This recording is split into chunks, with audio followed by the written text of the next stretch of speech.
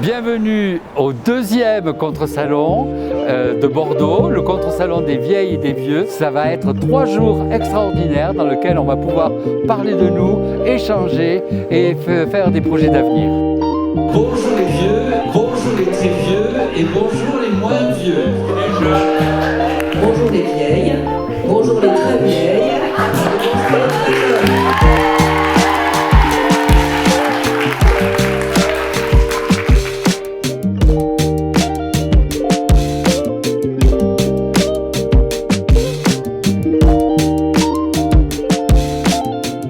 C'est une belle aventure humaine à laquelle j'ai participé depuis que j'ai adhéré au CNAV il y a un peu plus de 3 ans en entendant Véronique Fournier sur France Inter. Ce qui est sûr, c'est qu'on a tous travaillé avec une seule motivation, c'était de faire de ce contre-salon un moment et un événement incontournable sur Bordeaux. En partant au contre-salon, j'ai entendu sur le quai de la gare un jeune qui disait « Oh, voilà les boomers qui partent en croisière ». Parce qu'il y avait plein de vieux. Et ça m'a renvoyé aux stéréotypes d'aujourd'hui sur les boomers, les 68 ans. On se tarait pour constat de la catastrophe écologique. Et je voulais savoir ce que vous en pensiez. En fait, le problème, c'est qu'on revient sur l'idée que c'est les jouisseurs, c'est les seniors jouisseurs. Hein. La génération suivante, c'est les vieillards coûteux. Et quand on regarde les populations, le regard qu'on porte sur les populations de jeunes est absolument terrifiant aussi. Et ces jeunes-là les subissent, ces représentations-là. Avant d'être retraitée, j'étais instite puis directrice d'école maternelle. Vous avez des gamins qui pensent que vous êtes déjà vieille. Par exemple, j'ai eu des enfants de 4 ou 5 ans qui m'ont demandé si quand j'étais petite, j'avais rencontré des dinosaures, s'il y avait déjà l'électricité. J'ai entendu parler du salon, du contre-salon par des amis. Je venais chercher des idées, je venais chercher aussi une confrontation avec la vie que je vais avoir prochainement dans le futur. Et je trouve, ma foi, que c'est assez utile. Ouais. Donc la vie est une grâce, une offrande. Maintenant oui. C'est une grâce continue, continuellement donnée, offerte. Alors j'ai trouvé beaucoup de pistes en fait, c'est plus ça qui m'intéressait. Beaucoup de pistes d'ouverture. J'ai adoré notamment les interventions de Noël Châtelet. Ah, il savait bien qu'un jour elle viendrait en traître, qu'elle se glisserait à ses côtés pour ne plus le quitter. C'est toujours ainsi que la vieillesse survient.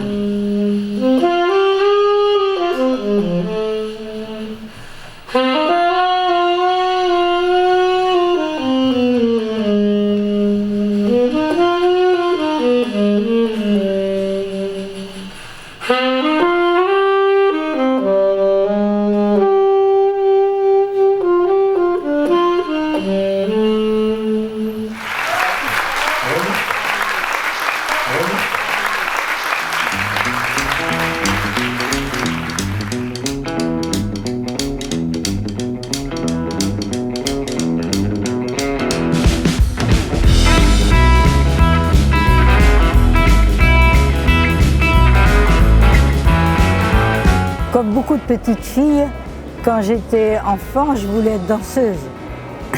Et effectivement, je dansais. J'étais même la danseuse étoile dans ma ville natale, Cognac. Voilà. Mais évidemment, je n'ai pas fait du tout ma carrière là-dedans, mais j'ai toujours aimé ça. On a beau être très vieux, moi j'ai 85 ans, on n'est pas forcément handicapé physiquement, on n'est pas dans des fauteuils roulants et avec canne, certes, malheureusement il y en a qui le sont, mais ce n'est pas obligatoire comme certains jeunes le pensent. Voilà, on est encore tout à fait capable de trouver du plaisir à se mouvoir dans son vieux corps et à retrouver les vieux réflexes.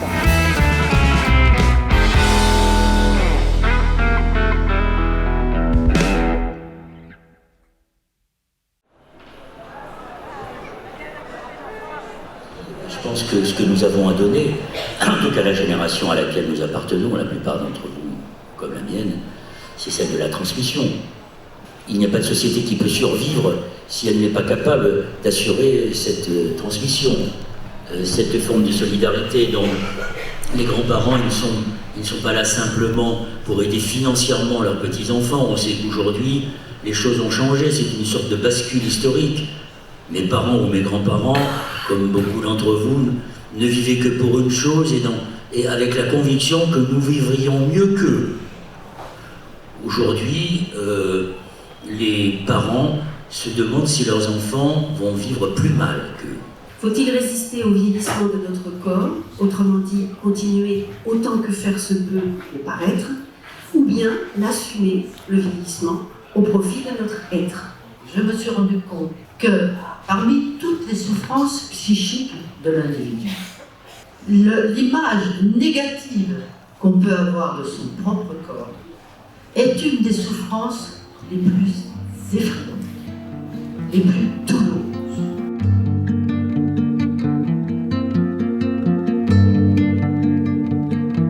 Je suis Florence Miller et je présente une exposition La couleur des rides qui présente des aquarelles, c'est des visages de femmes âgées travaillées à l'aquarelle sur le sujet des rides et qui viennent en écho avec les témoignages que j'ai recueillis dans un EHPAD de femmes où je leur ai demandé de parler de comment elles vivaient leurs rides. Alors certaines bien sûr disent que c'est très moche et que c'est horrible et puis d'autres disent on a des rides et c'est comme ça et c'est aussi l'histoire, chacun de nos histoires, les rides parlent de ce qu'on a vécu.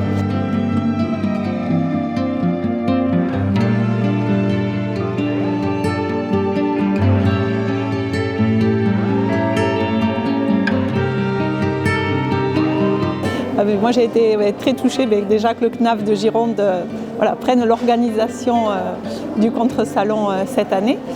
Et je trouve qu'il y a la richesse de tous les intervenants et des différents aspects qui sont abordés justement là par le CNAF et le contre-salon notamment. Et ça ouvre d'autres questions, d'autres idées sur... Alors il y a différentes choses entre les ateliers, bien sûr, les conférences ou les livres présentés. Chaque stand, il y a des photos de mains par exemple, je trouve aussi qui me donnent envie de les peindre.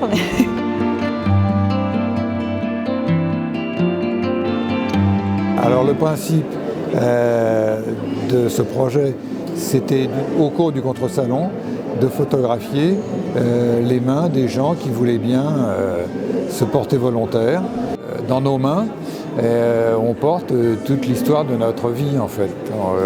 Elles sont marquées, on a quelquefois des cicatrices, notre âge, parce que nos mains vieillissent aussi, se rident. Et puis on pense souvent à un certain nombre de choses, de bagues, de bijoux, de bracelets, qui nous identifient aussi.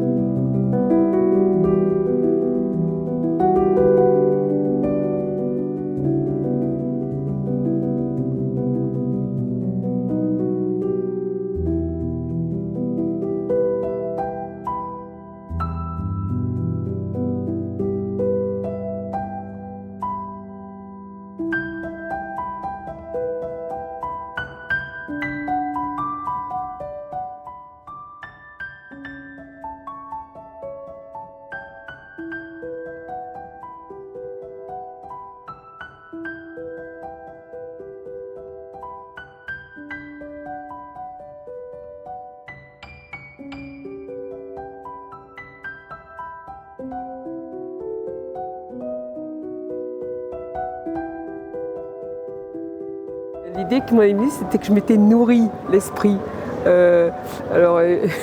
j'avais pensé à boire et à manger, mais au bon sens du terme.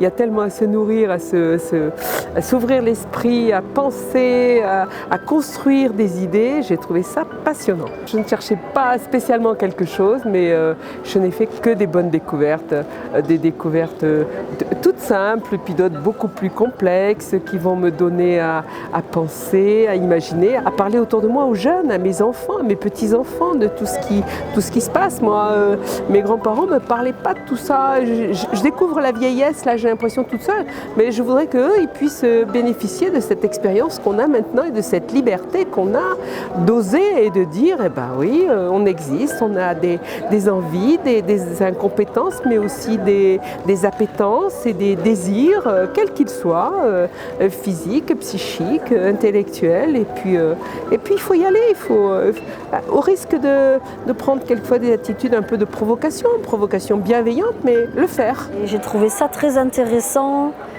qu'il y ait un contre-pied, en fait, que les vieux se positionnent, prennent la parole et disent ce qu'ils veulent pour eux, puisqu'ils n'ont pas trop le choix dans notre société. Je trouvais que c'était très varié, très riche. Toutes les thématiques sont abordées, que ce soit l'habitat collectif, autogéré, enfin, justement les gens qui veulent sortir des obligations d'aller à l'EHPAD par exemple. Moi je suis allée à un atelier sur les directives anticipées, et ce que je trouve essentiel, qu'on puisse s'exprimer sur ce qu'on souhaite pour notre fin de vie. Je pense que la fin de vie ça concerne tout le monde, pas que les vieux.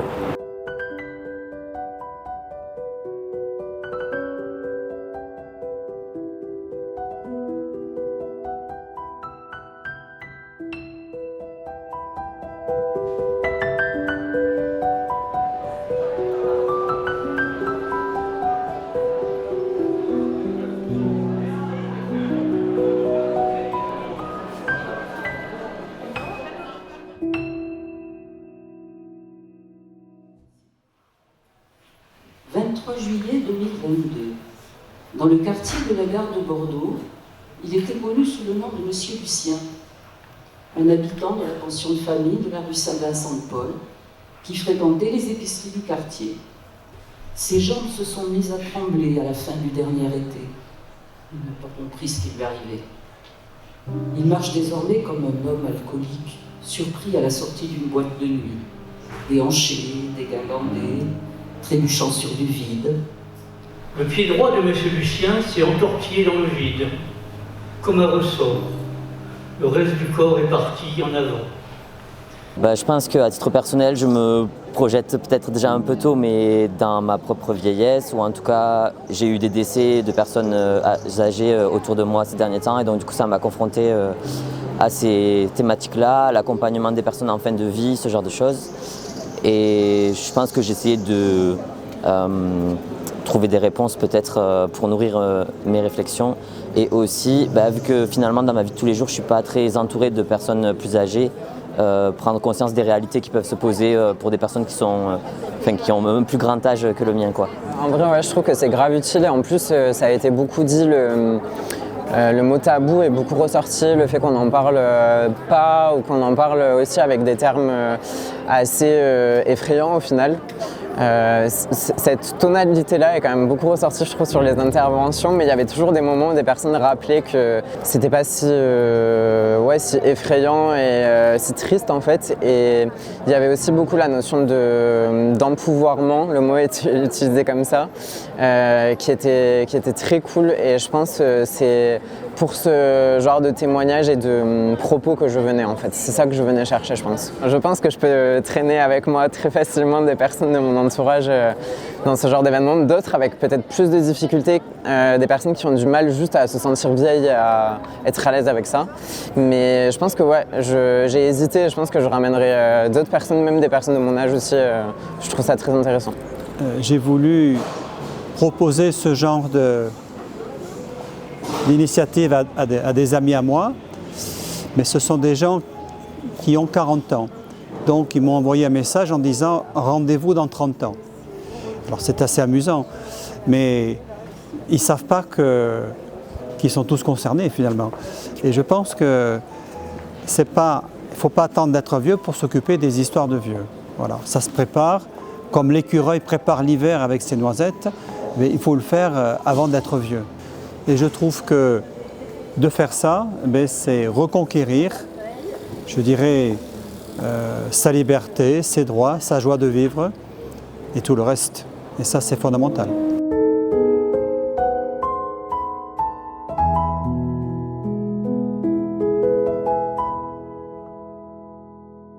On est dimanche, le contre-salon est presque terminé et entre deux séances plénières très sérieuses, l'une sur quelle alternative aux EHPAD et l'autre sur quel avenir pour le CNAV, il s'est passé ça.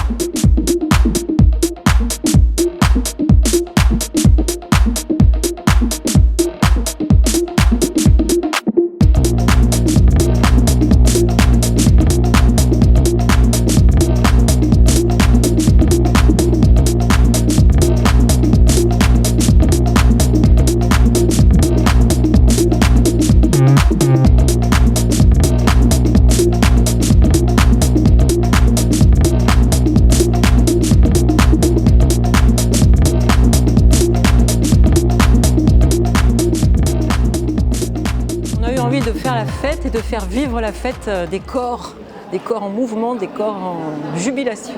Ça fait longtemps qu'on pratique ensemble et on a un art d'être ensemble et d'être à l'écoute du groupe qui nous permet de construire des improvisations avec très peu de repères, surtout des repères d'espace, de temps et d'intention.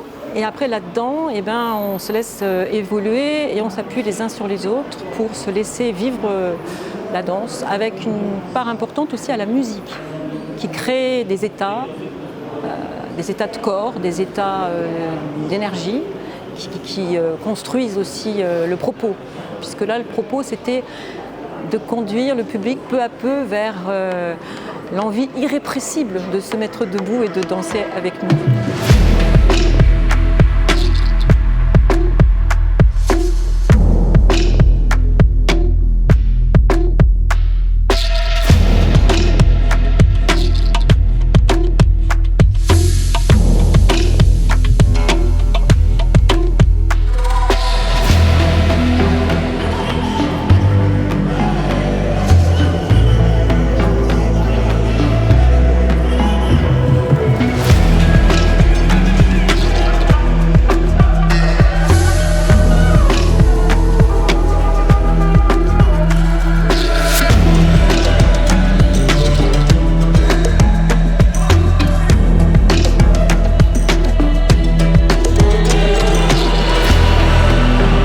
Personnellement, j'ai vécu des moments de joie, de disponibilité. J'ai trouvé l'énergie du lieu est très belle et l'énergie des personnes qui ont créé les conditions pour que cet événement se déroule avec toute cette fluidité et cette richesse.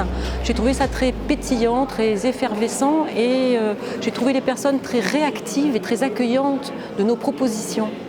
Donc, une espèce de grande, pour moi, une sorte de fête.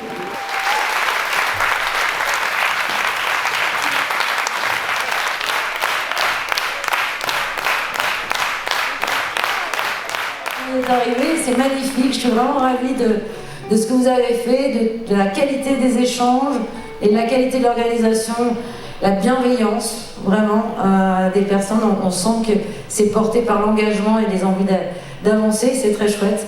Et on sera ravis de réaccueillir dans quelques années. Voilà, il faut se reposer maintenant. Voilà, donc voilà, je vous souhaite une belle continuation et bravo. Ce que j'ai vécu au cours de ces 3 jours de salon, puisque je suis venu pendant les 3 jours, c'est que vraiment il y avait des alternatives à ce que nous proposait la société actuelle en matière d'accueil des personnes âgées et en moyen d'accompagner le vieillissement des personnes. Ça donne des pistes de réflexion pour se projeter un peu dans notre vieillesse individuelle, quoi. Je veux dire, comment on va vieillir, dans quel lieu, et voilà, quoi. Il faut se poser à un moment donné ce genre de questions. Et ce salon incite à effectivement à la réflexion et à se projeter un peu. Une des vocations du CNAV, c'est de participer aux décisions qui nous concernent. Si on est 10 à le demander, on ne nous entendra pas. Si on est 100, on ne nous entendra pas. Il faudra être des milliers pour pouvoir ensemble dire ce que nous voulons. Si nous voulons changer le monde, eh bien, c'est collectivement qu'on le fera. Je trouve que c'est une idée intéressante parce que les personnes âgées dans nos sociétés occidentales sont quand même moins bien loties, je pense, que dans des sociétés plus traditionnelles où il y a une prise en charge de la famille, de la société, etc. Et qu'il y a certainement beaucoup de choses à faire pour que, du fait du vieillissement de la population aussi, pour que la vieillesse soit prise en charge d'une façon un peu plus correcte, je dois dire. Voilà. Il faut savoir que vendredi, dans cet espace, nous avons eu 1800 personnes qui sont rentrées et qui sont venues.